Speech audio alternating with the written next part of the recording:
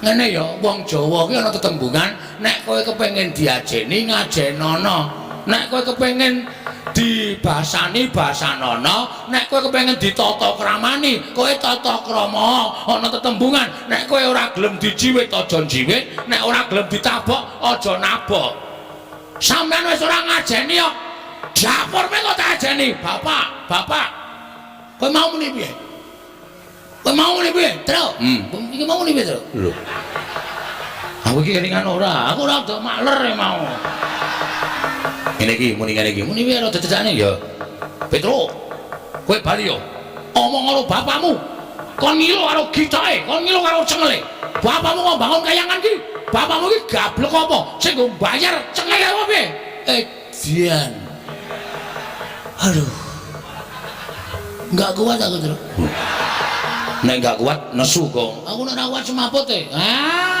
padune arep mundur anjur semaput ora muni ngono kuwi edan tenan Baladewa aku tak takon karo kowe ora basa barang tuwa aku mbangane kowe aku wis dolan-dolan ngepit kowe iki urung lair bol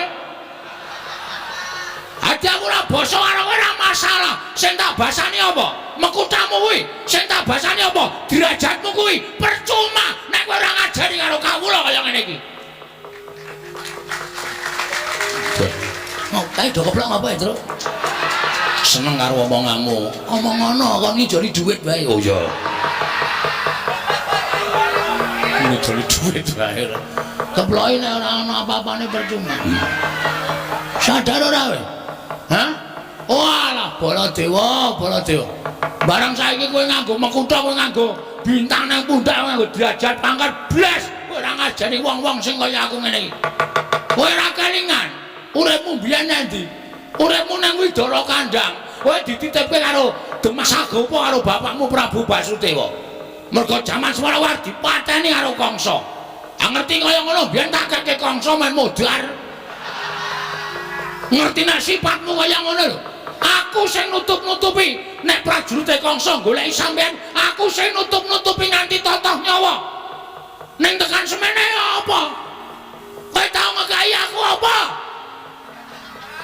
wong 40 kok nyoblos aku kabeh pokoke kowe njaluk apa engko tak turuti kowe omong sok kene iki dideki toilet sok kene iki diaspal sadar ora kowe bareng kowe dadi sprene aku isih mlangkring nang watu sprene ngre bokonge sisi kena banyu mak nyes enak banget ya enak saya nek esuk kae luar biasa rasane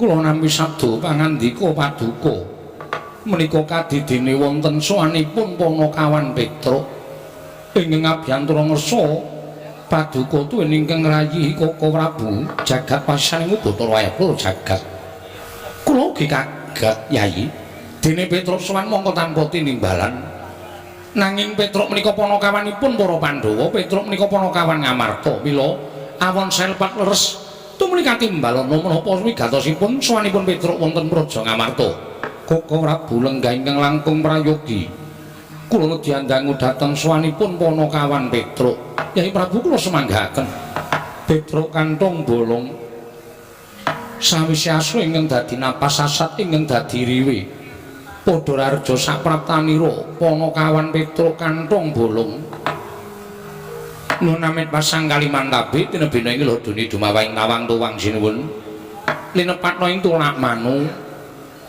menawi wonten lepatipun ingkang abdipun Petruk diagung pangaksami jar kula menika namung Panakawan kula menika namung batur mila menawi wonten lepat anggen kula sowan kiranging tata krami kiranging unggah-ungguh nyuwun pangapunten kula ngaturaken sembah bekti kula kunjuk iya Petruk ndak tampa ora liwat pangestu ingsun tampanana kula pundi jimat paripe dayana ning kasantosan amawakono kabagyaning gesang kula Panakawan Petruk iya prayoga nunggonmu lungguh nun nggih sampun boten kirang prayogi sinuwun Panakawan Bagong padha raja sapraptamu Panakawan berkah pangestunipun sinuwun Prabu Darma Kusuma Nering sambi kala sowan kula tebih saking Rubeda kepareng kula ngaturaken sembah pangabekti kula kunjuk menawi wonten klenta-klentunipun anggen kula ngabiyantara jer kula menika namung batur kula namung Panakawan sinuwun.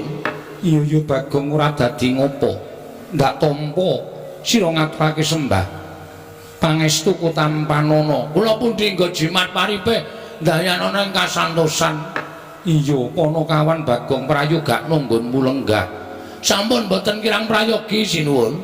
Petruk kantong bolong Pandharjo sapraptamu pangestunipun Sinundrawati wilujeng bekti kula kunjuk sinuwun. Iya Petruk ndak tampa pangestu tampanana ya Petruk. Nggih kula pundi nggo jimat paripe Panakawan Bagong Pandharjo sapraptamu sinuwun Ndrawati menika. Iya Bagong. Wah nggih wilujeng den bekti kula kunjuk. Iya Bagong nak tampa pangestu tampanana ya Panakawan kula pundi nggo jimat paripe ndayanana ing kasantosan.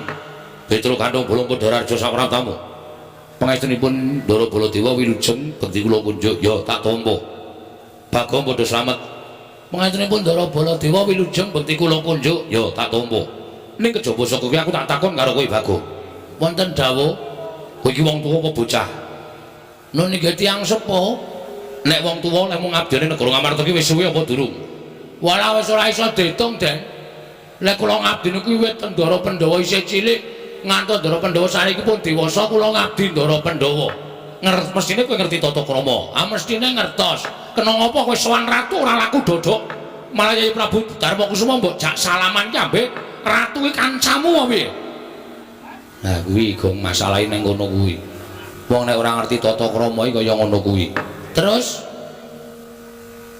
niki pripun? Nek pun kebacut kula ajak salaman pripun? Kudune kowe ngerti tata krama. Dika patuladan para kawula liyane mbok menawa sowan marang Nalindra. Sowan Nalindra ki eneng tata kramane, eneng unggah kuwe, laku dodok nyembah. Arep dikaya ngapa? Kuwi Nalindra ingkang mangreh para kawula sanegara Ngamarta. Kuwi sesembahmu, kuwi junjunganmu. Oh nggih nyun ngapunten nek wonten lepate. Sesune ora dibaleni. Mboten. Kapok kowe. Mau rasah melu malah aman kok. Saiki melu dukane Ndara Baladewa. Kosek aja ngono. Sinuwun Mandura ki duka terus aku muni nyuwun pangapunten ki maksudku wis ben gek lerem. Ning nek aku kon mangsuli dadi geger iki engko. Dadi geger mergane. Lho, dasarku ana. Dasarmu apa? Sinuwun Darmakusuma tak jak salaman ki ora gerah penggalihe, ora lara atine. Kok iso?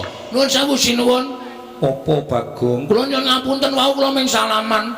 Ora dadi ngopo? Do krungu ora kowe? Ha. Gina tak teruske rame lho iki. Ning mergo aku ngajeni karo Sunan Prabu Mandura, aku wegah teruske. Wis perkara diketok semene. Wong sing tak jak salaman kowe meneng wae, ora nesu kok. Wong kono-kono geger iki jane nuwun sewu, dheweke iki statuse apa ning Ngamarta? Gong wis. Wis kowe kok sing marai. Iya ning aku wis. Wis aku ora takon meneh. Dek iki ya daya, aku ya daya, padha-padha entuk wedang segelas. Ngono lho. Tur panjenengane iki Nalindra Liyan Praja. Iki bosku, iki juraganku. Saben dina tak saben dina tak tutke. Wong dhek tak ajak salamane ora masalah kok wong kono-kono geger. Kuwi lho sing tak ora tepati tak senengi. Dheweke ora ngerti piye to kedekatanku selama ini. Hah? Selama ini. Kuwale. Selama ini karo Sunan Prabu Darmakusuma. Nggih Den nggih. Iya Bagong. Sapa sing meteki sukune nek kesel? Oh, asu aku. Piye? Apa ora ngerti dumeh aku salaman kok ora. Iki lho, ratu sing ora tau kepengin disembahi kaya ngene iki. Mergo dhek sadar Sang Prabu Darmakusuma. Sang Prabu kuwi artinya pelayan. Dadi dhek sadar dadi ratu ki ora dadi sesembahan ning nglayani karo masyarakat. Ngono kuwi sing apik. Jejak salaman masyarakate ora masalah. Apa duwe dadi ratu kudu disembah-sembah, kudu didok laku dodoki. Nek Sunan Darmakusuma sipate ora ngono. Nggih sinuwun nggih. Iya. Wes. Koko Prabu? Nggih. Sampun to. Menjenengan menika ya senengane gawe perkara. Wong nyembah ya ora apa-apa, ora ya ora apa-apa kok menjenengan menika geger. Lho, sirku ki ming jejeke marang peralatan hukum. negara Ngamarta aja nganti kawula liyane padha melu-melu. Nek kawula liyane do nyembah mboten napa-napa, kula niku mergo saking cedhake kok. Dadi ora masalah. Ya wis, ora perkara ya wis aku mung takon kok. Ora usah getak-getak. Omongan alone iso. Nek ora apa dadi perkara ya wis, ngono iki penak ora pocet. Omongan sero iki marahi tensine munggah. Kuwi sing marahi do ora rukun iki omongane do sero-sero ngono kuwi. Lembah Mana andhap asor kuwi sandangane wong Jawa. Nun injih, oh injih. Oh mboten. Ngono kuwi apik, sing diwangsuli ya kepenak, sing nampa pangandikan ya ora bakal runtik atine urung-urung kok. Ha iso ora apa-apa. Ngono sing dak omong mesti nesu. Monggo katuran dahar sak-sak wontenipun. Ayo kono, tonggak gelak kono. Ayo ora penak. Koko Prabu, nggih. Najan namung seklimah nanging lebet lho aturipun Bagong menika. Jero ya. Ora jero ora main. Petro, dalem selamat. Wilujeng bekti kula nggih, Den. Yo, Bagong. Nun, selamat tekamu. Panjenengan Ndara Werkudara wilujeng. Yo, penakno. Sampun mboten kirang kepenak. Lho, kata-kata nira ketok nek cedhak ta, Tru? Selamat lho, selamat. Kono pangkate dhuwur lho. Senopati lho. Senopati Ngamarta iso Ndara Werkudara lho. Nek karo ademing selamat Gong, selamat. Ora dadak Bagong sak tekamu tanpa kancana-kancana. Kowe padha selamat niring sambi kula. Ora perlu aku tegese malah kokean kata-kata ning ora masuk. Ha iya. Ya wis bener. Penano lungguhmu Bagong. Sampun mboten kirang prayogi. Yo. Ponokawan Petruk Raharja, pengajengipun Ndara Janaka wilujeng. Bagong selamat. Wilujeng Den, bekti kula kunjuk. Iya ya tak tampa prayogakno. Nuni nggih. Nuni nggih. Petruk Bagong padha Raharja, Bagong Petruk padha Raharja. Kowe sik wae sik kok. Kae kon tertib le nimbali kae. Kon tertib piye? Sing ngarep kok Petruk Bagong, sing mburi kok Petruk Bagong. Ku nek le sing nyauri bareng, ayo. Petruk Bagong padha Raharja. Nah, kowe sik terus wilujeng Ndara Kembar bekti kula kunjuk. Wilujeng Ndara Kembar bekti kula katur. Iya iya. Pangestuku tampanono. Iya ya pangestuku tampanono. Petruk dalem sinuwun. Eneng apa dene sowan mongko tanpa tinimbalan. Kemaramun jatur sampun sinuwun Prabu Darmakusuma lepat diagung pangaksami. Iya ya Petruk ora dadi ngopo. Murugake matura. Wale-wale menapa sinuwun? Sowan kula niku mboten saking pingkat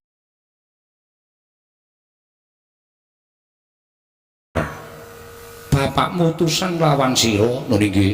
Ya gene utusan apa? Bapak menika nuwun sewu.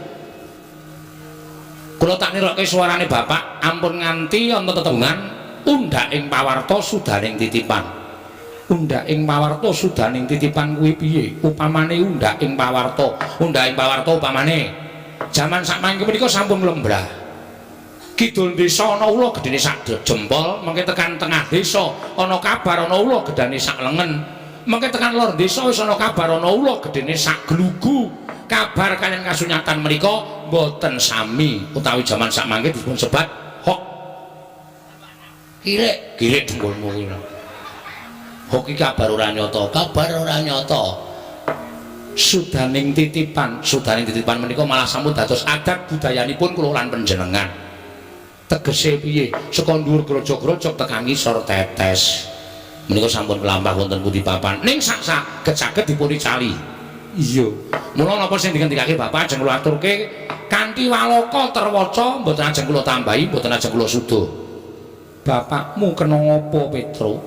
Bapak menika sampun wonten setunggal candra menika kaya wong lara ning ora lara, kaya wong masuk angin ning jane waras. Longok-longok wonten ngajeng griya tenguk-tenguk ora mubah ora musik mboten siram mboten nendra utawi sare ming ketenguk wonten ngajeng griya pendak-pendak dicaosi daharan mboten didahar dicaosi unjukan mboten diunjuk mung tenger-tenger kaya wong nuwun sewu kaya wong arep lali pikiran nika kaya wong ajeng stres. Hakanan sing kaya ngoten niku dadake kuwatiring Petruk gareng kalih Bagong. Tumuli kula ngejak kakang kula gareng yo reng yo bapak disowani yo Gong yo. Wong telu sarujuk sowan kersanipun bapak terus nyuwun pirsa kalian bapak, Pak, eneng apa? Bapak kok sedih iki jane mikir apa? Menggalih apa? Nek bapak kuwi duwe pepinginan ngendika karo anak-anak. Mergo wong urip iki cakra manggilingan, Pak. Nek bocah-bocah biyen isih cilik tok dulang, tok glowentah, tok ajari omong, tok tetas kaya iso mlaku lan mlayu. Lah saiki bapak ki wis sepuh dadi tanggungane anak. Nek anak wis do mentas kabeh. Kula nek bapak duwe kepinginan kuwi, bapak paringa dawuh pengen apa, kersane piye, mengko anak-anak sing budidaya nyukupi apa sing dikeparengake dening bapak. Bener pitu nggih. Ha, bibar menika bapak menika terus krekel-krekel unjalambegan jupuk rokok. Terus bareng niku paring pangandikan kalih Petro. Ngene ya, Le. Jane aku meneng wae iki aku ora mikir kowe, jane aku meneng wae iki aku ora mikir kulawarga, aku ora meneng wae iki aku ora mikir apa-apa. Ning aku mikir marang kahananku. Lho kahanan bapak sing pripun? Aku ki mbiyen nek gelem dadi dewa wis dadi dewa. Ning gandeng aku ki gandrung marang karukunan, gandrung marang katentreman, gandrung marang kamanunggalan, mula aku trima dadi pamong. Momong para satri ngatetken ati suci pepayung budi rahayu. Wiwit saka Sang Marting jagat Prabu Rama Wijaya tak mong wis paripurna. Terus aku momong ya kuwi mbah-mbahne para Pandhawa. Nganti tekan para Pandhawa iki sing paling suwe tak mong, sing paling suwe nampa pangudangku kuwi para Pandhawa. Wiwit kuncung nganti gelung, wiwit jabang nganti claprang. Kula nuwun sewu. Pandhawa ki satra ing tekan ati suci pepayung budi rahayu. Nganti Pandhawa entuk negara Ngamarta. Aku melu mukti ngawibawa melu dandan negara Ngamarta. Ngamarta kuwi mbiyen negara ingkang adil, makmur, warata, tias bagya mulya, manunggal tetunggalan. Kerukunane kebak ning negara Ngamarta wekasan disebut negara ingkang gemah ripah loh jinawi, karta, tata, tur raharja. Iya Petro, nggih. Ning jaman saniki kok wis beda. Semar niku susah, aku susah, Tru. Nek ndi wis ora ana kerukunan, nek ndi wis ora ana katentreman, nek ndi wis ora ana kamanunggalan, kabeh mung bujung marang karep pribadine. Mongko mentala ngidak-idak sanak sedulur, ngidak-idak tangga teparo, ngidak-idak kanca rowange perkara bab ingkang sepele. Malah kepara akeh-akeh mung perkara dhuwit ewon wae nganti mentala ngilangke nyawane sanak kadang sedulur. Lah kaya ngono kuwi ndadekake prihatin atiku. Mula Ngamarta ora tentrem, nek ndi regejegan, nek ndi padha bentak sirah, nek ndi padha tukar padu merga perkara bab ingkang sepele. Kahanan Ngamarta ning kaya ngene iki nek tak nengke wae ora nganti sak siring bawang, sak umuring jagung, sak uruping damar, Ngamarta iki bakal rubuh, remuk bubuk dadi rempon. Nek Ngamarta rusak, sing dicucuk sapa? Semar. Sing dilumputke sapa? Semar. Mula iki dadi tanggung jawabku. Ngamarta pengen tak pulihke meneh, Ngamarta pengen tak balikke meneh dadi negara ingkang kebak karukunan, kebak katentreman. Kawulane padha urip matsinamatan daya dinayan, tunggal cita rasa karsa lan karyane.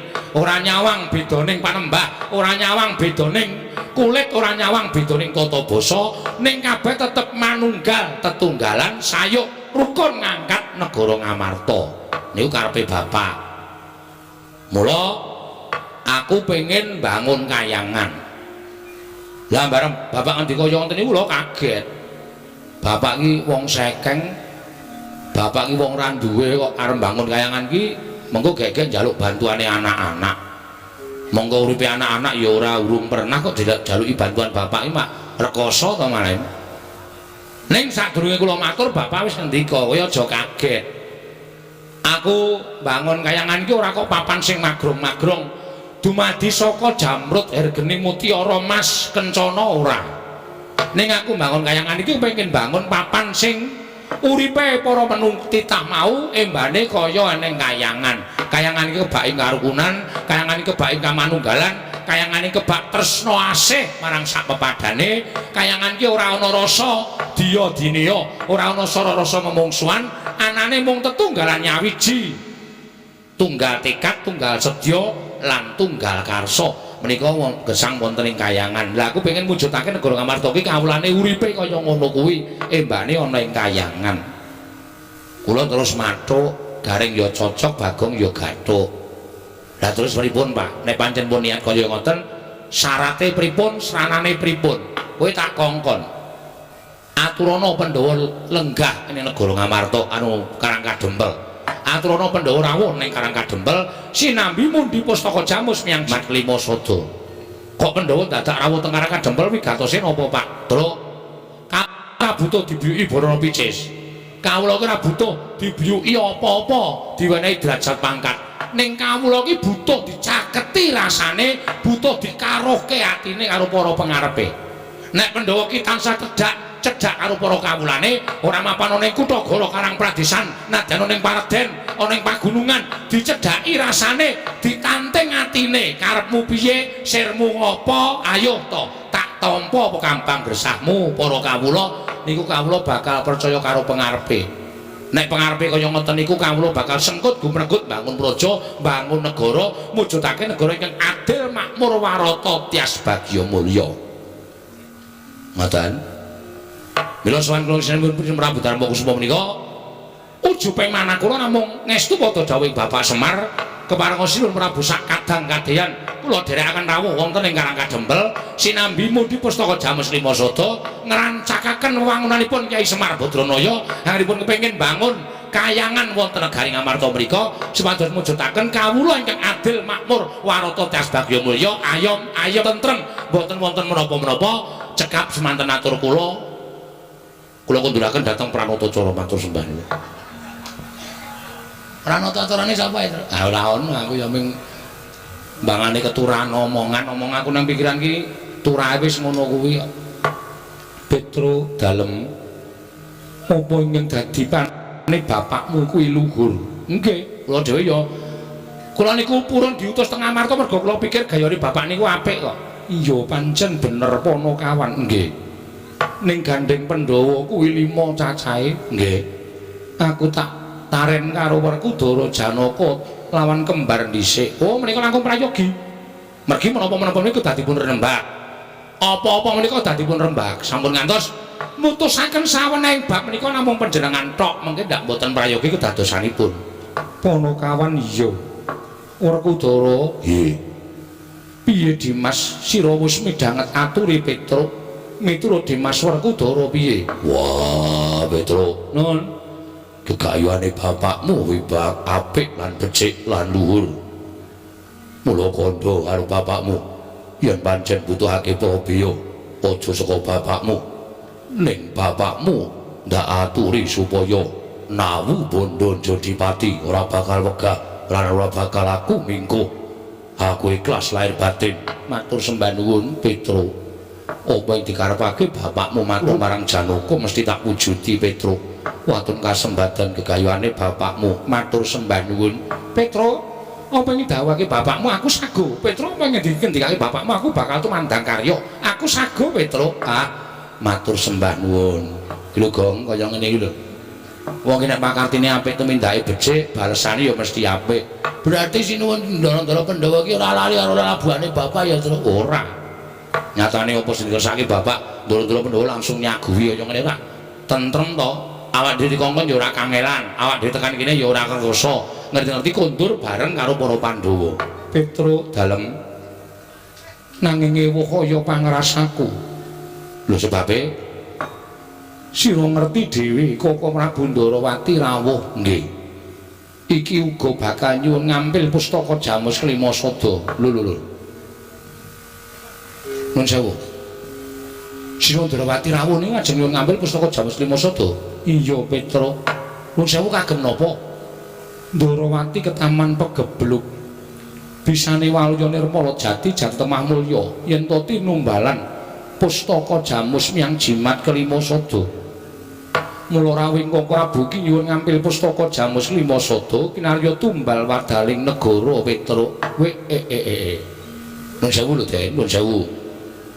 Pustaka Jamus Lima Sada menika panggesanganipun para Pandhawa. Pustaka Jamus Lima Sada menika panggesanganipun para kawula sak negari Ngamarta. Menawi panjenengan Sinuwun Prabu Darma Kusuma menika koncatan pustaka Jamus Lima Sada menika nuwun sewu. Menika badhe apes kegiatanipun wong sing ora seneng karo Sinuwun Prabu Darma Kusuma, wong sing ora seneng karo para Pandhawa, menika damel cintrakanipun Pandhawa damel pejahing para Pandhawa bebasanipun angel mijet wae ngranti suwe banyu sinaring. Kula nuwun sewu. Saniki pustaka Jamus Lima Sada menika namung kinarya tumbal. Sing jeneng dienggo tumbal menika nuwun sewu apik-apike ming dipendhem niku ateges pusaka ora bali meneh marang Praja Ngamarta. Ateges Pandhawa kecalan pusaka pustaka Jamus Lima Sada. Menika dipun penggalih. Ning nek panjenengan maringaken dhateng Petruk, kula wis matur. Pustaka Jamus Lima Sada mboten pisah kan para Pandhawa amargi ndara-ndara kula Pandhawa diaturi rawuh teng Karang Kadempel, tegese pusaka aman. Terus sedaya menika gumantung dhateng panjenengan. Wong ingkang dados nalindra menika Sinum Prabu Darma Kusuma, panjenengan dados nalindra nggih kula sumanggaaken anggenipun badhe paring Purbawasisa. Paring Kisuwa Ndarawati kula ya kudu nampa upama panjenengan milih dipun beto dening Petruk sareng kaliyan para Pandhawa, Sinum Ndarawati kudune nampa. Menika sepisan. Iya Petruk. Kula nuwun sewu. Kok kula kaya ora percaya ya nek Ndarawati ketamen pegebluk. Petruk nyatane mengkono. Mangke riyen.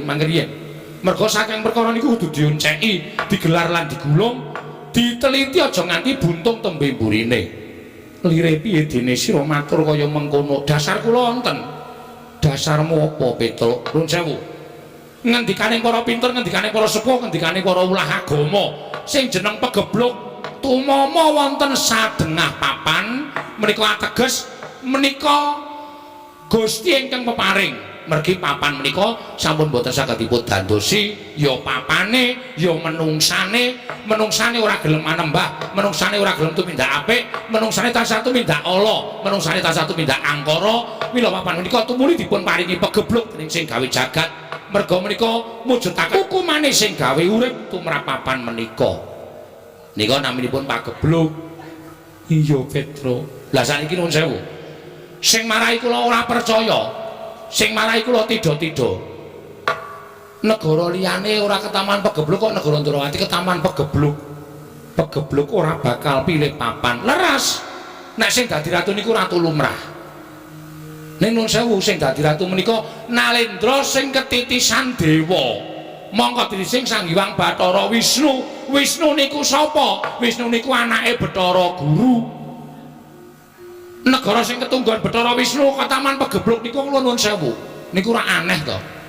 Aneh.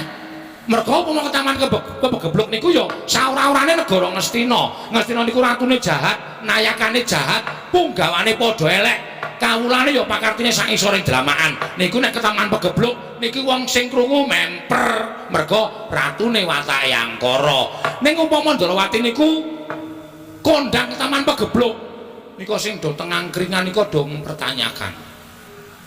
Lho kok iso? Padahal sing dadi ratu niku titih Sang Hyang Bathara Wisnu lho. Kok iso? Mesti kata-kata kok iso niku mesti tukul teng mundi-mundi papan. Mokal. Lah kok iso karo mokal niku bakale tekan pundi-pundi. Ngoten. Mula kula nuwun sewu. Perkawis menika dipun petang kanthi langkung prayogi, mangke ndak boten sae kedadosanipun. Ingkang salajengipun kula nuwun sewu. Titising dewa dadi ratu ketaman pegebluk angka kalih nuwun sewu lho dajinipun. Sakmenika kedung jero iso dijajaki ning atine menungsa sapa sing ngerti. Lho nuwun sewu lho. Ketoke runtang-runtung saben dina ning mentala nyilakake, ketoke gulang-gulung saben dina ning mentala nyuduk saka mburi. Mula kudu prayitna sing ati-ati. Kudu prayitna sing ati-ati. Nuwun sewu. Arep Sinum Ndarawati menika pendak dinten kumpul kan para Pandhawa ning kula nyuwun pangapunten sing jeneng menungsa menika kedunungan ina lali salah apes lan mati. Saapik-apike menungsa ana eleke, saelek-eleke menungsa eneng apike. Mula nek jroning sampeyan diapiki prayitna bab eleke sinuwun.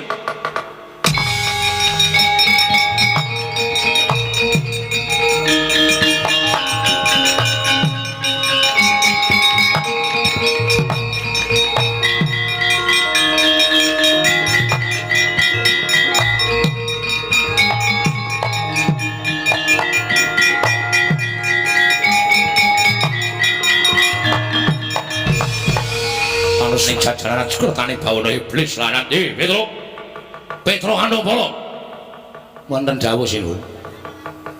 Kowe mau muni piye? Kowe mau muni piye? Ing atase kowe menungsa, ing atase kowe iki kawula, ing atase kowe iki batur. Lha kok drangap-drangap ucapan kersane Prabu Darma Kusuma. Malah aku ngerti cetha nggonmu matur marang Sang Hyang Prabu Darmakusuma kowe ngiyas karo Ratu Ndorowati kowe ngiyas karo Nyai Prabu Ndorowati Gong ana sing nesu e ha piye wani ra kowe ayo iki ratu aku ming kawula ora masalah derajat lo pangkat lho ming gumantung wani apa ora nek cara aku ngono kowe kok mikir masalah derajat pangkat to derajat pangkat ki aming sanjangan to kowe karo Sinuwun Baladewa ki di mata Tuhan itu sama ora ana bedane dadi nek kowe wani dasarmu bener ora masalah ora kualat ya kualat ki panganan apa wong jeneng kono dadak kualat nek ana kualate sanggane rasa wedi ayo waneni ya mau wis unek-unekke aku wis sore mau aku dunekke wong ora tata krama dunekke wong ora ngerti unggah-ungguh ya kene Gede Mansuri ya nek nesu tenan tandangane waduh wani apa kowe mbok menawa jengkulmu mbok menawa ora aku anggere kowe wani aku anggere ora wani aku ora wani aku melu-melu wong iki oh iya guys Mansuri ya nun sewu sinuwun panjenengan kok duka-duka kali kula mesine aku nesu karo kowe kowe ora ngerti tata krama kowe ora ngerti unggah-ungguh kowe ora ngilo karo derajatmu kowe mengkere gedibal kowe suwana negara Kamarta kowe butuh pustaka jamu jimat Kimposota ora usah ngelelek karo Nyai Prabu Ndorowati padha-padha butuhke sing diwenang Nyai Prabu Darmakusuma arep dipanengke Sinuwun Prabu Ndorowati yo apik diwenehke kowe yo apik lha nggih niku adile teng niku terus kula tak takon sampean kok muring-muring kuwi sampean muring-muring perkara apa hah muring-muring perkara apa muring-muring perkara apa bol lho bol sapa Baladewa kowe hah wangsulan kowe wong muring-muring iki kena nesu ora masalah ning ana masalahe waton ngegas akene iku lino getaki wong men digetaki ya Tru ora wedi kula tak takon sampean muring-muring perkara apa aku tak takon karo kowe Nyai Prabu Ndorowati iki sapa lho Nyai Prabu Sinuwun Prabu Ndorowati ya Sinuwun Prabu Kresna lah iya kuwi apa lho titah wong kersane pripun goblok karo aku iki apaku lah iki gong kuwi sontekke wae kuwi ketok arep edan kuwi Tru kok arep edan ya karo adine dhewe kok dadak takon wong liya wis nek ora eling ora kelakon to ya digoneng das maskes ki apa kuwi lho sing nggon mriksa kuwi lho puskesmas pusmeyong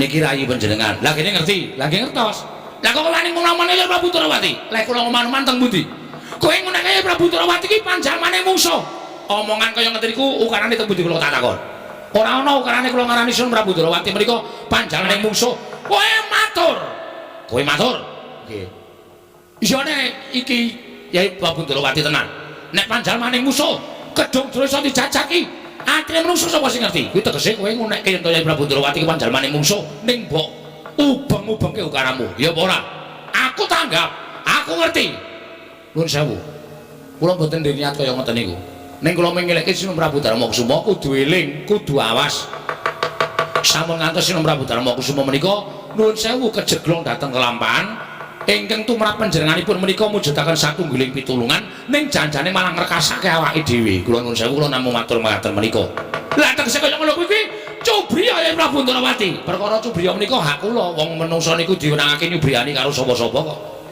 hak kula ngoten kula cubriya karo sampean mboten napa-napa kula cubriya kali niki mboten napa-napa sampean cubriya kali kula ora apa-apa niku hak sampean aja dibondo kamardikan ati kula ngoten lho kaya ngono kok njur ra entuk dume sampean ratu kok kula kawula ora entuk cubriya karo ratu entuk mawon sing ora entuke sapa mikir kowe rawatane somong kowe ya Tru kakang kowe insinyur ya Tru ora aku nek sekolah kae ngopo nang pasar edan kowe iki tak kira nek kanu fakultas e ayo nang pasar fakultas oh saiki ngene Petro pripun kula manut karo sampean kowe saiki tak jaluk bali lho nuwun sewu kula sowan menika mboten Sinuwun Prabu Baladewa sing kula sowani ning kula sowan Sinuwun Prabu Darmakusuma mila kula dawuh perintah Sinuwun Prabu Darmakusuma kula badhe ngestakaken dawuh ning nuwun sewu bebasanipun sak keranjang koprak pangandika sampeyan mlebu kuping kiwa metu kuping tengen. Nuwun sewu panjenengan mboten duwe wewenang tumrapi negari Ngamarta. Edian. Wah, dalah. Malah wani karo Rata Manjur apa Baladewa. Nuwun sewu kula mboten wani. Kowe bali. Bali kowe kandha karo bapakmu ki wong sekeng, bapakmu ki wong ora duwe, bapakmu wong mlarat, kon ngilo karo cengele. Arep bangun kayangan ki sing goragat cengele bapakmu ki apa piye? Gong, bapak dunekke. Ngene ya, wong Jawa ki ana tetembungan, nek kowe kepengin diajeni ngajenono, nek kowe kepengin dibasani basanono, nek kowe kepengin ditata kramani, kowe tata krama. Ana tetembungan, nek kowe ora gelem dijiwit aja jiwit, nek ora gelem ditabok aja nabok. Sampeyan wis ora ngajeni kok. Dapur me kok tak ajeni, bapak. Kowe mau muni piye? Kowe mau muni piye? Tru. Iki mau muni piye, Tru? Lho. Aku iki kelingan ora, aku ora do makler mau. Ngene iki muni ngene iki. Muni piye rada jejane ya. Petro. Kowe bali yo. Omong karo bapakmu. Kon ngilo karo gitahe, kon ngilo karo cengele. Bapakmu kok bangun kayangan ki. Bapakmu ki gablek apa? Sing nggo bayar cengele apa piye? Dian. Aduh. Enggak kuat aku, Tru. Nek enggak kuat nesu kok. Aku nek ora kuat semaput e. Padune arep mundur. Anjur semaput ora. Muni ngono kuwi. Edan tenan Baladewa. Aku tak takon karo kowe. Ora basa barang. Tuwa aku mbangane kowe. Aku wis dolan-dolan ngepik. Kowe iki urung lair, Bol. Ati aku ora basa karo kowe ora masalah. Sing tak basani apa? Mekutamu kuwi. Sing tak basani apa? Derajatmu kuwi. Percuma nek kowe ora ngajari karo kawula kaya ngene iki. Mau kae do keplok apa ya, Tru? Seneng karo omonganmu. Omong ngono kok ngijoli dhuwit wae. Oh iya. Ngijoli dhuwit wae. Keploki nek ora ana apa-apane percuma. Sadar ora kowe? Hah? Walah, Baladewa. Barang saiki kowe nganggo mekutha, kowe nganggo bintang nang pundak, nganggo derajat pangkat blas. Kowe ora ngajari wong-wong sing kaya aku ngene iki. Kowe ora kelingan. Uripmu biyen endi? Uripmu nang Widara Kandang. Kowe dititipke karo Demas Agopa karo bapakmu Prabu Basudewa. Mergo jaman Swarawar dipateni karo Kangsa. Ngerti kaya ngono biyen tak keke Kangsa men modar. Ngerti nek sifatmu kaya ngono lho.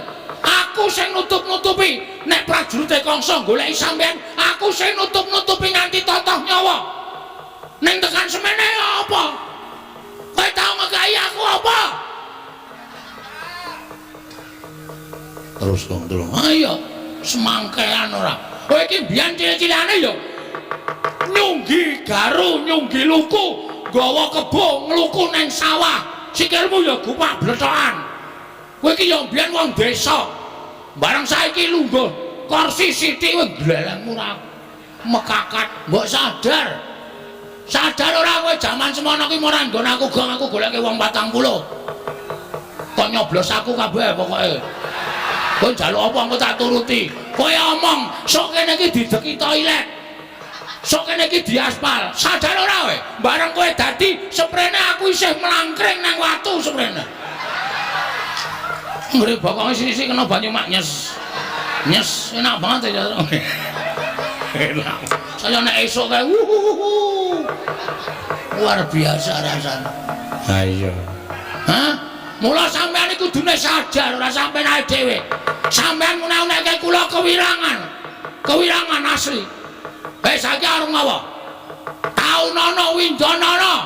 Bagong ora bakal mundur yen to dikon bali. Barek apa jenenge kuwi? Jar ora. Tru, nah aku rada kami sosoran gedhe cenglet, Tru. Oh iya. Jar kulino nek ngomong iso kan terus gedhe tok ora lancar. Oh iya. Mula untuk dina iki nganti sing jenenge akon bali Bagong Tru. Taunana Windanana. Ora gelem mulih. Ora bakal aku ngomong karo Bapak Semar. Nek para Pandhawa kepai ora nggawa pustaka Jamus Kelima Sada, ora bakal bali. Ambok pepalange aja kok wujud ngono to. Cengel aja ndas. Nek ndas edan aku ya. Ana widana nadan dewa mudhun ning jagat dadi walange Bagong rawe-rawe katat. Truk. Rawe tat. Karandas malang-malang tak. Putung. Tetep bakal tak lakoni. Lho, kowe nantang karo Baladewa. Apa kira-kira wani karo Baladewa? Oke, perkara wani dan ora iki truk. Wani karo ora iki kowe. Oh, aku piye kuwi? Aku wis guluku wis lara ya, Truk. Nganggo bengok-bengok gerti kuwi. Lho ta. Nek dirokoki ra ilang iki. Oh. Njaluk ora. Kari loro nggo nang mulih. Oh iya. Wah, ngirit banget iki. Nun sewu. Kula sing dadi wakile. Blet iki jajane iki rembukan apa iki? Iki rembukan kok genti-genten iki piye karepe? Lah karo mungsuhe wong loro kok, Mas. Dadi aku kudu genti-genten. Ngene, pripun? Tak gawe sayembara napa? Sapa sing cilik gedhe iso nguli kanthi dalem Baladewa? Menang ya pustaka Jamus Lima Soto. Nun, sapa sing cilik gedhe iso nguli kanthi dalem Baladewa? Menang boyong pustaka Jamus Lima Soto. Muni piye, Tru? Sapa sing cilik gedhe iso nguli kanthi dalem Baladewa? Menang boyong pustaka Jamus Lima Soto. Tandingi, Tru. Semangkean. Aja gawe sayembara, awak dhewe ya gawe sayembara. Sayembara mau apa le? Baladewa. Sapa sing cilik gedene iso ngungkuli kuwandane Petruk bayangan pustaka. Lha sik. Kok aku? Aku seneng ngarep kok. Wah, iki cilaka ora. Aku ora melu apa-apa kok. Ngoten sayembarane. Yo. Iso nglaki aku bayangan pustaka Jamus Lima Soto. Saniki. Yo, metu njaba, Mas. Sampeyan aja gleleng. Kula arep paming ponokan metu njaba. Truk. Aku metu njero ya. Oh ya sakaremu aku tak metu njaba.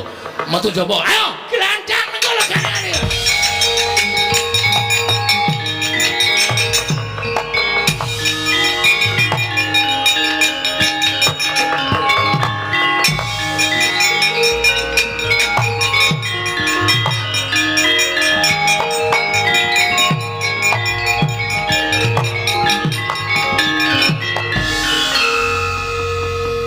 Petruk wis metu karo Koko Prabu Mandura lah kok Bagong malah begogok nang kene.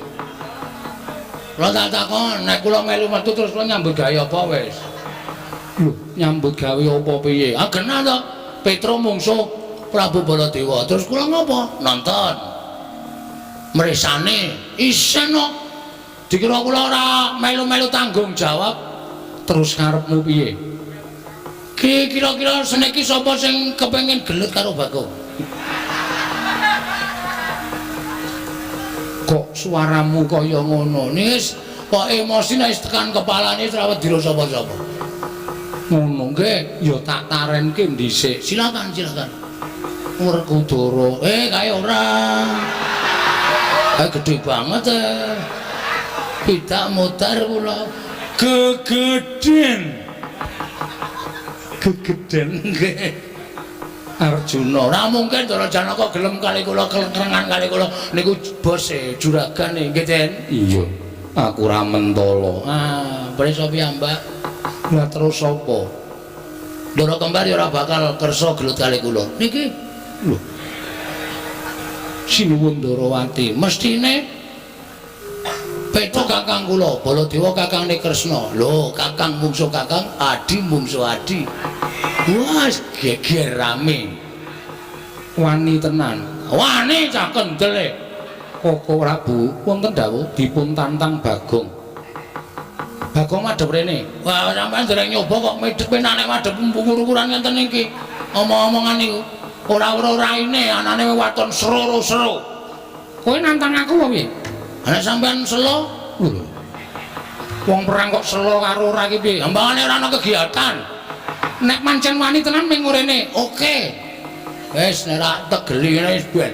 Sisar geger. Petruk ya mudar saka tangane Sinun Prabu Baladewa, aku mati saka tangane Prabu Kresna. Dimakamke ning Taman Makam Pahlawan. Ora gleleng. Dai gendera putih. Sirna Margolayu. Ayo nek di papane wong neter kadidane pancen kuwi arep nantang karo Sinuwun Ndarawati. Temune papane wong neter kadidaya. Wani tenan karo aku sing tak wedeni awamu. Lakon tiban senjata cakra ora mati aja ditangnoto Ndarawati. Kowe iki janjine ora nganggo pusaka, Mas. Ku janjine mung gelut biasa. Ora nganggo pusaka, nganggo pusaka kula emoh, kula wegah. Menang sampeyan. Lah aku senenge nek gelut nganggo pusaka kok. Oh, surat. Jireng getih wedi mati. Wis rasa gelut. Lho. Urung sida kok wis dibatalke meneh. Aku wonge gampang batalan kok. Anggere kira-kira sawang saka adono. Oh, mama ora sida ora sida. Iya. Lah terus karepe piye, Bagong? Nggih pun ngoten mawon kula tak nyuwun mawon nggih sinuwun. Iya sing ati-ati. Ning panjenengan perlu menggalih antaraning Semar karo Sinuwun Ndarawati abot pundi? Pun ngoten mawon. Mang pikir mang penggalih lelabuhane bapak, mang penggalih napa sing pun ditindakake bapak. Kali mang penggalih lelabuhane Sinuwun Ndarawati. Suwe sapa? Lho, nggih? Iya, Bagong, matur sembah nuwun. Parang. Iya. Sing ati-ati aja kaya bocah cilik. Menawi Sinuwun kula nyuwun pamit, sing ati-ati aja kaya bocah cilik. Ndarawati Dara kula nyuwun pamit. Iya, sing ati-ati. Aja kaya bocah cilik. Ndara Janawa kula nyuwun pamit. Iya Bagong sing ati-ati. Ndara Sedewa kula nyuwun pamit. Iya Bagong sing ati-ati Bagong. Sampun sinuwun mangke ndamel kedelarung-delarung mboten prayogi kedadosanipun, parang kula nyuwun pamit madal pasilan. Iya Bagong. Areng iya. Nek ora nganti kaya nganten niku wis Petruk niku bola-bali wis nang di papan anggere ana daya padha daya barengi Petruk mesti geger. Dewi ngenane teng pundi? Ngestina ya ngono. Ning Ngestina nggih. Jaman kapan? Jaman takon Ndara Garukaca niku lunga-lungane teng pundi? Wah, tantangan karo Durna kula ya semelang. Ning untung ya iso dicandhet karo Cahya wis waton iso waton ming gegaran kendel tok. Iya. Pun nggih? Iya, Bagong sing ati-ati. Pun Den? Iya, sing ati-ati. Lho pamit nggih, Bos. Iya sing ati-ati. Parang Den, iya sing ati-ati Bagong, iya sing ati-ati. Aku balise ya nem. Nggih. Nomormu ijek sembiyen to? Tasik. Tak hubungi kok ora tau iso. WA ku ora nyemplung WA-mu. Nggih. Pun ngoten mawon kula tak medal jawi. Iya sing ati-ati Bagong. Jan aku gumon tenan. Mau ya wis tak jawel mau nika. Aja wani karo Sinuwun Mandura. Ning ngeyel Petruk ki anggere emosi niku angel dikendhaleni. Kula ning nganti iso judeg nek dikongkon bapak karo Petruk jane kula emoh. Ning gandeng bawani tresna karo Petruk. Nggih to? Iya. Pun nggih. Iya sing ati. Parang iya sing ati. Kula nyuwun pamit nggih. Iya sing ati-ati. Kula nyuwun pamit lho. Iya sing ati-ati. Iya sing ati-ati, Pak. Iya Pak sing ati-ati. Nggih, Pak ati-ati. Wah, wis ngono wae ah. Ndak selak kesuwen iki. Wis jam yamene ora ge rampung-rampune jejer. Lho nika. Petruk malah pun gawa glugu nika. Napa mboten nyemelangi? Endi Bagong? Nika. Wah niki nek mboten ndang kula cegat. Sinuwun Mandura iso digebuki nganggo glugu ale Petruk. Sing ati-ati. Parang nyuwun pamit Sinuwun. Iya Bagong sing ati-ati. Pun nggih Den. Iya. Iya sing ati-ati. Ndara nyuwun pamit. Iya sing ati-ati. Ndara ora nyuwun pamit. Iya sing ati-ati, Bang. Wah, nyuwun pamit nyuwun tambah pangestu. Oh senes kok Den. Wong ngunggahke usuk. Mulai Dan. Nggih, pun nggih? Iya. Pun ya, mbuh, ya. Ya cah dipamiti ora lahir batin to. Kowe pamit kok bola-bali? Amit bola-bali. Kok ora tanggap to iki? Semelangku. Kula niku le semelang kuwatir nek kula mungkur dirasani. Sing ngrasani sapa? Sampeyan niku. Lha ngrasani piye? Aduh, Bagong mau kok urung tak kei dik. Enggak ya. Ada. Ayo. Arep guyu, ayo. Aku ngguyu ki mergo roh polahmu. Wong kok iso wae ming njaluk dhuwit kok trobos kono trobos kene. Carane dhewe-dhewe. Sing arep ngrasani iki ya sapa? Wong ora ana wong ngrasani kok. Ora gara lho? Ora. Oh ya wis. Ya pun sekecake ora ndek perasaan. Ora ngrasani blas wis ora ndek perasaan. Menawa wae ku anggere bali dene tak dupake. Bocah kandhane ngeyel batur kok wangkali ra jamak-jamak. Yayi, kulun wonten dawuh. Sak pengeripun Bagong kirang ana kula madal waselan kepareng paduka badhe menapa. Kula mboten ikhlas menawi ana kan Petruk mangke dipun pulasara dening Koko Prabu Mandura. Mila kepareng kula badhe nyandhetang keparengipun Koko Prabu Mandura, Koko Prabu sembah kula ingkang ngumpiring jeng karo paduka Kanjeng Koko Prabu Ndarawati.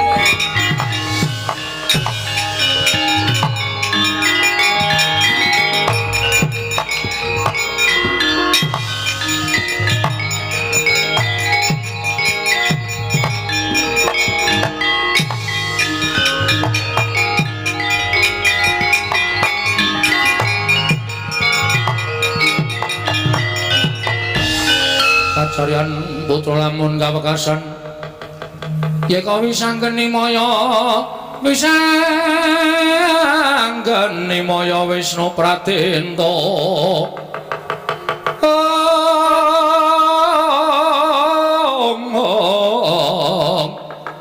wisanggeni maya Wisnu Pratenta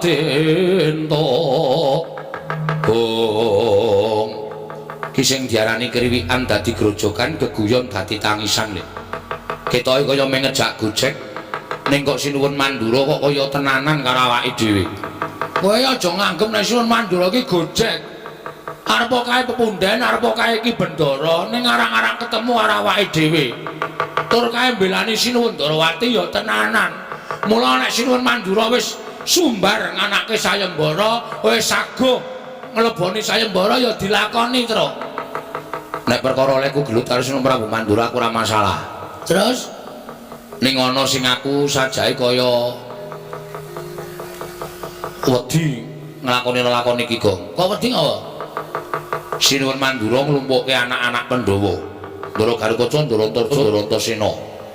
Dikandhani mbok menawa ling ngendikake Kuntul dikandhake bak dandang dikandhake Kuntul. Tegese lelakon kasunyatan dikandhake ora nyata.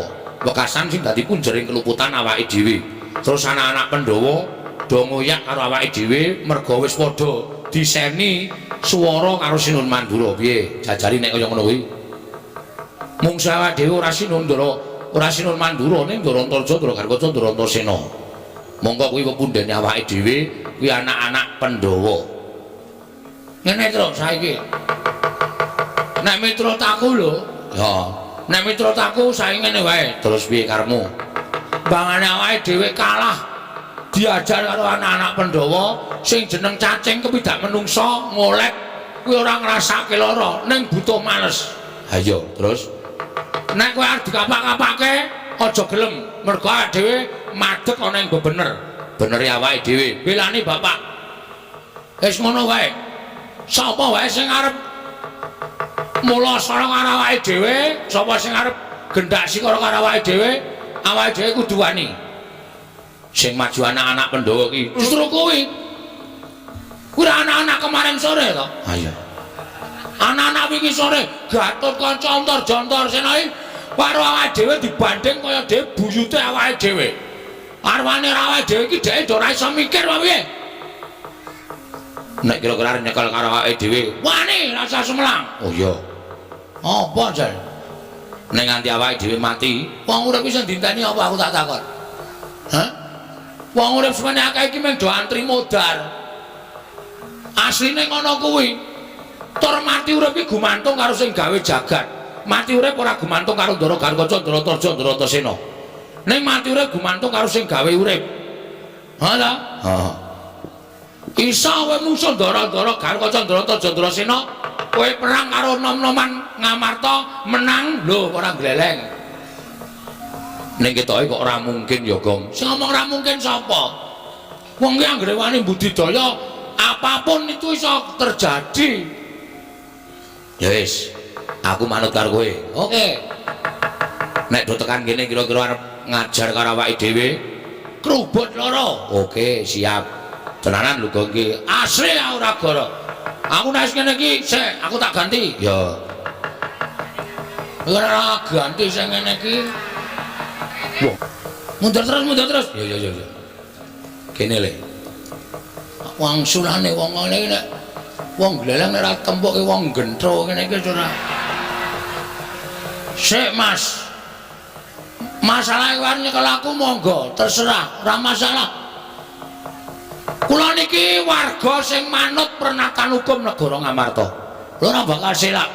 Kula ora bakal endo nek pancen Bagong salah, nek pancen Petruk luput, ora masalah. Nek sampeyan iso nuduhke keluputane teng pundi, kula melanggar pasal pira, niku monggo ajeng manghukum. Nek mengke riyen menyingili kikidik Wiratoya. Apa terus? Menyelidiki. Ya kleru ya. Menyelidiki. Wong niku nek ajeng menyeliti. Alah. Menyelidiki. Menyelidiki niku kudu nampa pelapurane kedua belah pihak. Ngoten. Sampeyan entuk pelapurane Sinuwun Prabu Mandura, monggo. Ning sampeyan kudu takon karo aku. Janjane lara-larae apa? Piye? Ngono. Ora kok nampa pelapurane kono terus kono dicekel, kene dibingkem ra entuk omong. Adil macam apa itu? Nah, ngono kuwi kok. Meneng kowe men ora usah cerewet. Yo, saya aku tak takon karo kowe. Takono. Waton rangel-rangel. Sebabnya kok wani karo Sinuwun Mandura. Nah, ngono iki lagi adil. Sebabnya ngene, Mas. Aku karo Petruk dikongkon bapak. Yo, kowe iki mbok basa karo aku. Wong ora basa karo aku kok. Aku pancen ra iso basa. Padha aku ya ora iso basa. Aku dhek pelajaran basa Jawa ora mangkat. Wah, ngayali ra Jawa. Meneng wae to? Yo. Aku dikongkon bapak. Yo. Kon sowan ning negara Ngamarta. Apa? Apa to? Apa to wigatine? Ya kuwi mung dikongkon supaya mboyong para Pandhawa rawuh ning Karang Kadempel. Sebabe bapak arep bangun kayangan. Dudu papan sing magro-magro kaya kayangan dudu. Ning bangun morale para kawula sak negara Ngamarta supaya uripe ana ing kayangan, kebak karukunan lan katentreman. Paham? Terus syaratnya siji. Syaratnya siji. Aku kudu mboyong para Pandhawa. Mboyong para Pandhawa. Sinambi mundi pustaka Jamus Myang Jimat kelima sada. Terus rawuh Prabu Kresna ya ngendikake arep mboyong pustaka Jamus lima sada dienggo tumbal wadaling negara Ndarawati merga Ndarawati ketaman pegebluk. Sampai di situ, waduh. Aku curiga. Apa, Gong? Curiga iki keris. Halo, wong mencurigai iki lho. Cubriya. Aku Cubriya. Sinuwun Ndarawati iki Nalendra Titis Wisnu kok negarane ketaman pegebluk. Itu hal yang mustahil. Ha ta? Ya, terus pegebluk iku tiba ning donya dienggo papan sing elek. Papan sing apik ora bakal ketiban pegebluk. Mula kula curiga. Ya nek Sinuwun Ndarawati niku tenan, nek palsu, nek mung arep gawe mboyong pustaka Jamus lima sada napa mboten kapitunan. Wah, kula matur ngoten niku Prabu Baladewa panos maning jalanan. Petruk, Bagong. Kere ketibal 17. Wong elek nyala mripat. Mung batur kok wani karo Nata Ndarawati. Kowe iki meng kere sadar. Kula sadar wong kula ya kere tenan.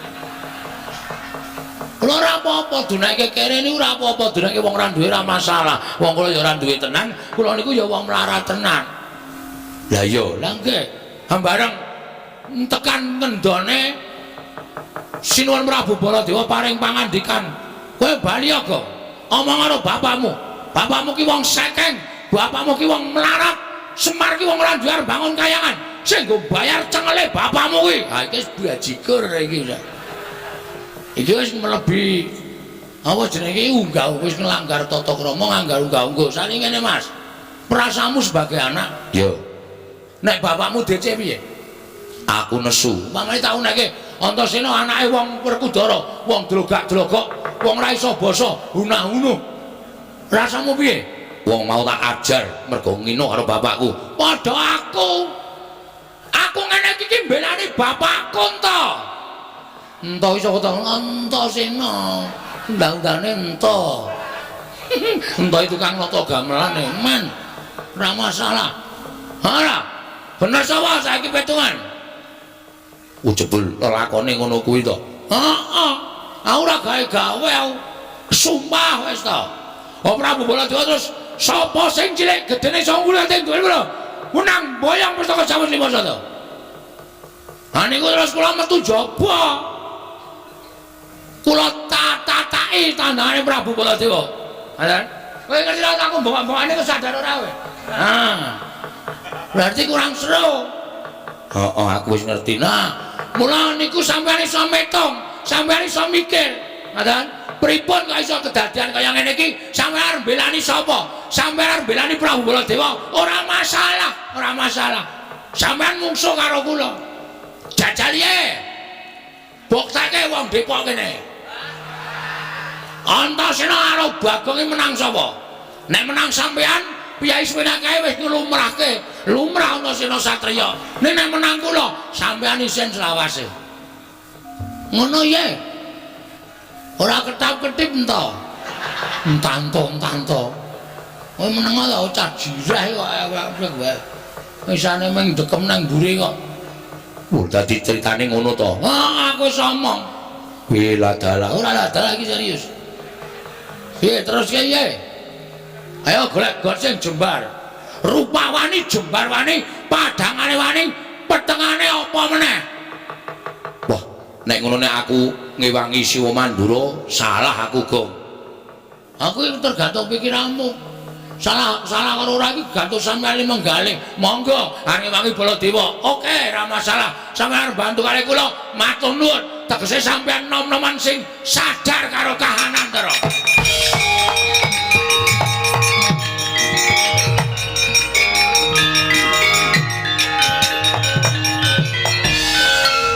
Iki maksudnya piye kok ngrangkul iki? Truk, hati-hati lho, truk iki aku dibanting tiraka lho. Ora Ndara Antasena wis eling kok, Gong. Eling piye maksudnya? Eling ngrangkul kuwi nek dhek salah.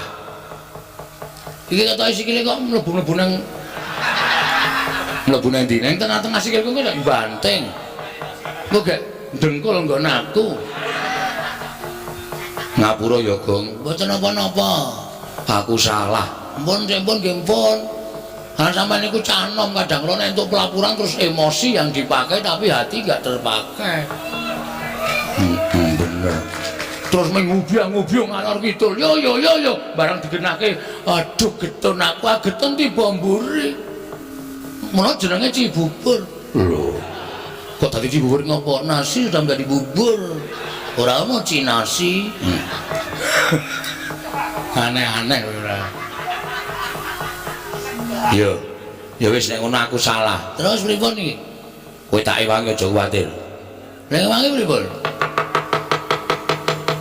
Aku tak ngewangi karo kowe entuk ya, Gong. Entuk yakin entuk. Pripun? Yo, wah gleleng iki. Wah, jan bulan-bulan. Iki sing tekan kene ya kuwi Kakang Haruto Kakang Antarja. Heeh, terus nek ketemu karo kowe nek kowe muni-muni kaya unek-unek aku iki mau mesti kowe diajar malah. Mergo kae watake beda karo aku. Waduh. Upama diajar mbok niki mawon, Gus.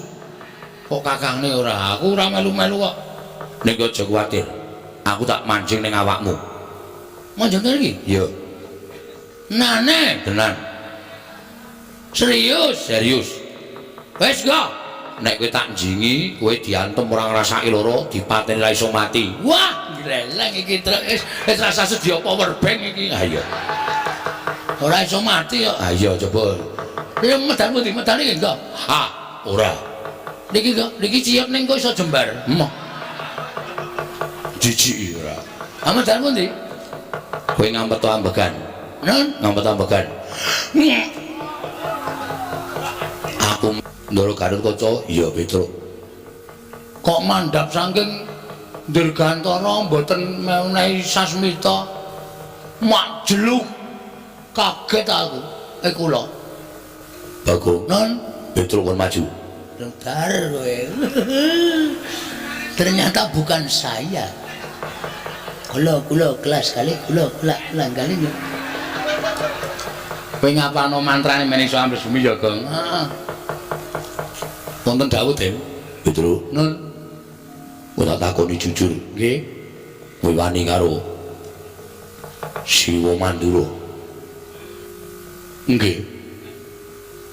Nek pancen bener tegese kabeh sing dikendikake Siwa Mandura mau kabeh nyata. Pancen nyata, kula wantun sin Prabu Mandura, malah kula wantun mlebeti sayembaranipun Siwun Prabu Mandura. Petro, Nun. tekan kene aku bakal mbuntut tanganmu ngrincung sikilmu.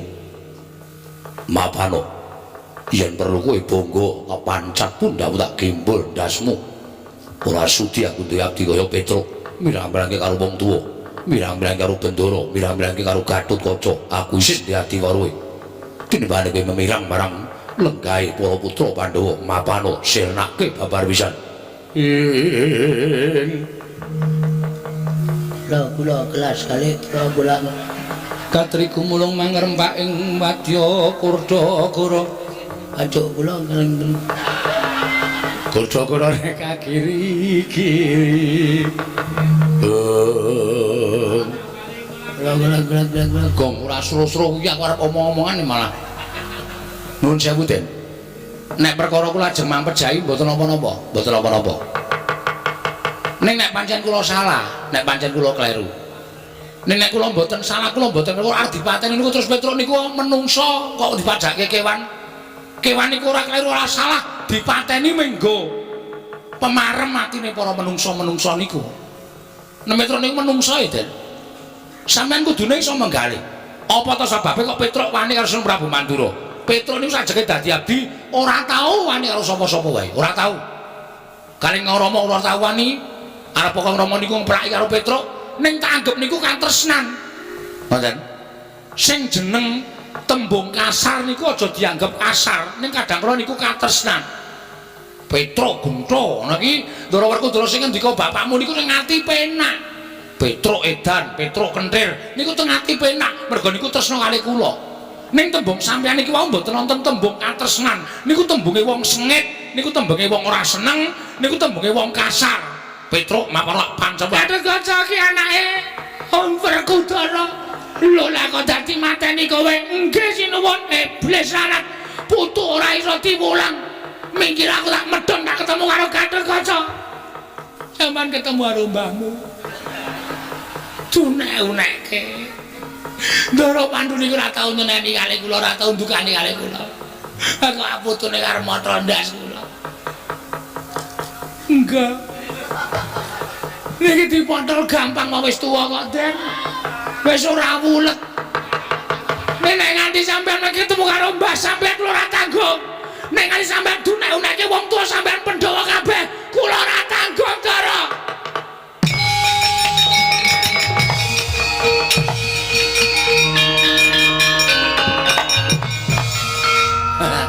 Agene mayar.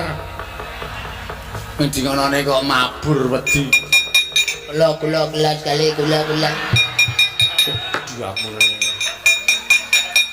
Gongnan ora sah nganu, ora sah diapalke. Terus Pokoke kowe arep ambles bumi kari batin tok. oh nggih.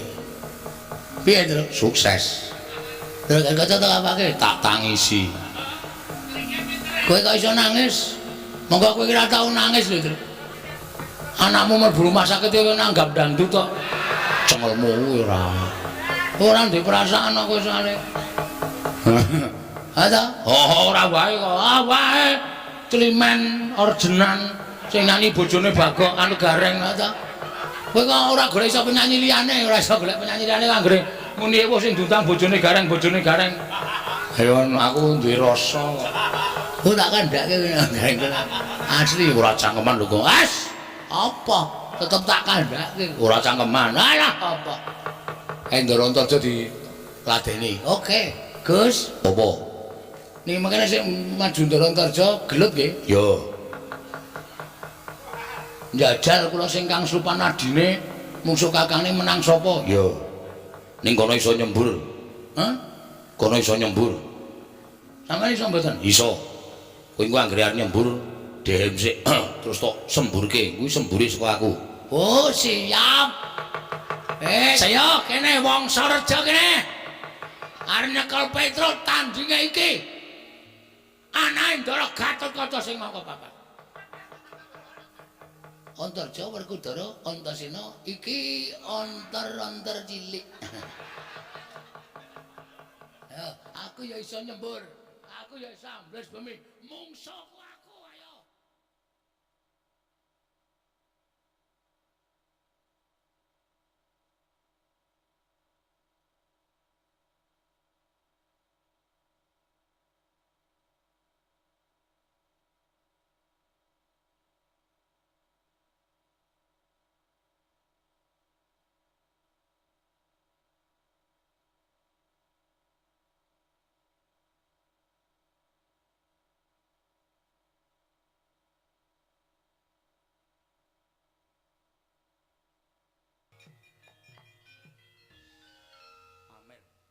Pamer. Wiwit kapan kowe iso ambles bumi? Kaget lho, ya.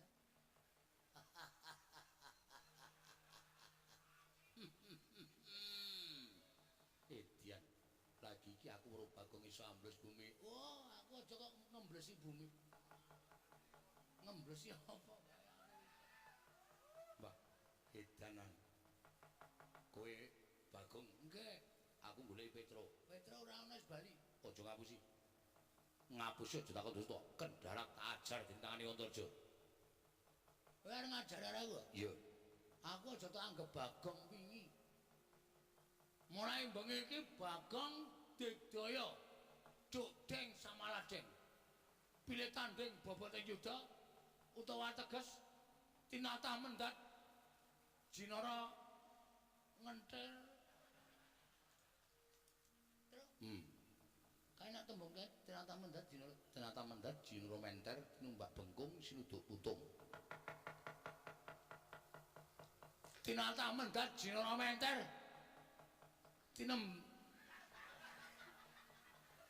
Cah goblok tenan kene. Tinumbak Bengkung. bengkong sinuduk kecil-kecil. Tinumbak bengkung sinuduk putung ngono lho. Sinuduk putung. Aku ora wedi. Aku ya ora wedi. Sirmu arep ngopo? Nyekel Petruk. Petruk kakangku.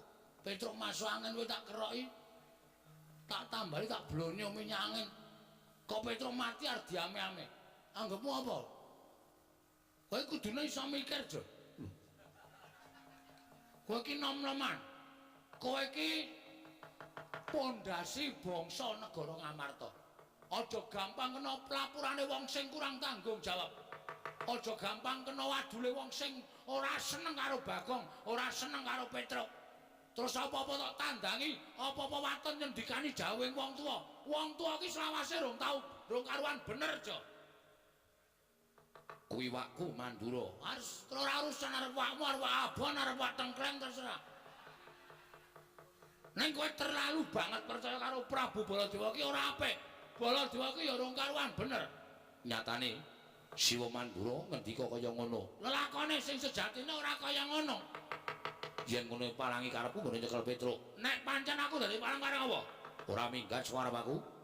Sembur meloso awakmu. Sik. Pameran kowe arepan. Apa sing iso nyembur sak donya ki meng kowe?